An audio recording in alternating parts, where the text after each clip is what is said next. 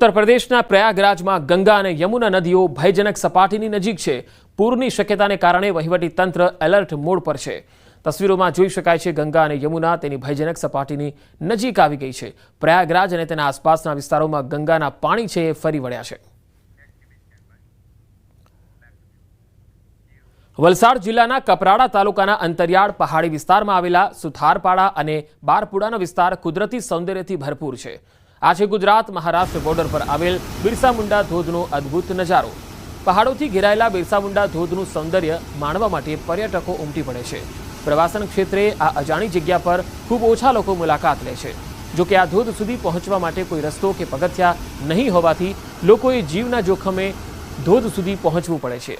જો આ બિરસા મુંડા ધોધ નિહાળવા યોગ્ય વ્યવસ્થા કરવામાં આવે તો વધુમાં વધુ પ્રવાસીઓ આ વિસ્તારની કુદરતી સૌંદર્યના નજારાને માણી શકે છે।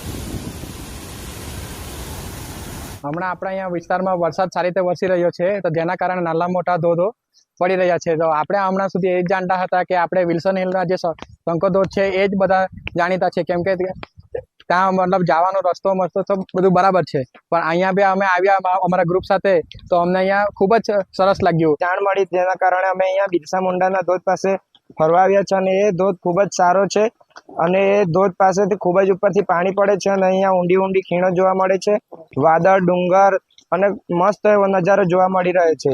બારપુડાની અંદર એક બિરસા મુંડા ધોધ કરીને આવ્યો છે, જે શંકર ધોધ કરતા બારપુડા બિરસા મુંડા ધોધ ખૂબ જ સારી રીતે લોકો માટે મતલબ જોવાલાયક છે। અહીંયા આગળ ઘણા ટુરિસ્ટો આવતા હોય, પણ એક જ કારણ છે કે એ લોકોની જ્યારે મન દુઃખ થાય છે ત્યારે એ લોકો આવતા હોય ત્યારે એ લોકોને કોઈ રસ્તો ના મળતો હોય, મતલબ અહીંયા એ લોકોનું કેવું ફરવા આવતા હોય એ લોકોને પણ એવું છે કે અહીંયા કંઈક ને કંઈક વિકાસ થાય તો સ્થાનિકોને રોજગારી પણ મળે ને।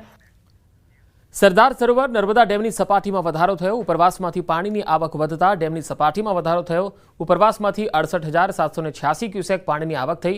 હાલ નર્મદા ડેમની સપાટી 121.40 મીટરે પહોંચી છે। ડેમની મહત્તમ સપાટી 138.68 મીટર છે।